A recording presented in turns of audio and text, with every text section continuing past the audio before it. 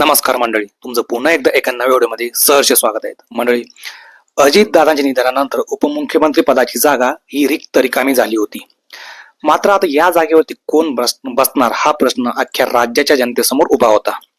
कोण कोणाचं नाव घेत होतं तर कोण कोणाचं नाव घेत होतं. मात्र आता या जागेवरती कोण बोलणार हे फायनल झालेले आहेत आणि त्यावरती शिक्कामोर्तब देखील झालेले आहेत.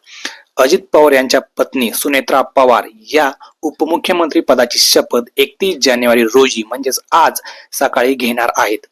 राष्ट्रवादी काँग्रेसच्या अनेक मंत्र्यांनी मुख्यमंत्री देवेंद्र फडणवीस यांची भेट घेतली आणि या सगळ्या गोष्टींनंतर म्हणजे त्यात छगन भुजबळ असतील, माणिकराव कोकाटे असतील, सुनील तटकरे असतील, या सगळ्या लोकांनी मुख्यमंत्र्यांची भेट घेतली आणि त्यानंतर जे नाव फायनल झालं ते म्हणजे सुनेत्रा पवार.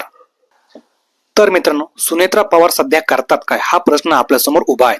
तर सर्वात महत्वाचं म्हणजे सुनेत्रा पवार या राज्यसभेच्या खासदार देखील आहेत. त्यात दुसरी महत्वाची गोष्ट म्हणजे त्या बारामती टेक्सटाईल मार्केटच्या अध्यक्ष देखील आहेत. मित्रांनो, सुनेत्रा पवार यांचा जन्म धाराशिव जिल्ह्यामध्ये झाला. सुनेत्रा पवार यांचं जे काम आहे ते पर्यावरणीय क्षेत्रात देखील व कृषी क्षेत्रात देखील खूप चांगल्या पद्धतीचं काम आहे.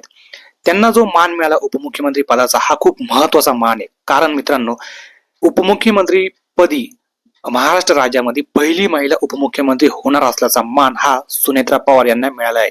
त्यामुळे पवार घराण्याचा वारसा पुढे चालवण्याचं काम आता सुनेत्रा पवार या करणार आहेत. सुनेत्रा पवार उपमुख्यमंत्री होणार या गोष्टीला कोणीही विरोध केला नाही. स्वतः राज्याचे मुख्यमंत्री देवेंद्र फडणवीस यांनी देखील असं सांगितलं की आम्ही अजितदादांच्या पूर्ण कुटुंबाच्या पाठीशी आहोत. त्यामुळे त्यांनी देखील सहमती दिली आणि सगळ्यांकडून हे नाव निश्चित झालं व शिक्कामोर्तब झालं.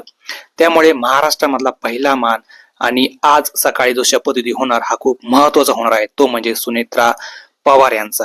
मित्रांनो, तुम्हाला याबद्दल काय वाटतं? आपलं मत नक्की सांगा. व्हिडिओ कशी वाटली ते पण नक्की सांगा. पुन्हा एकदा धन्यवाद.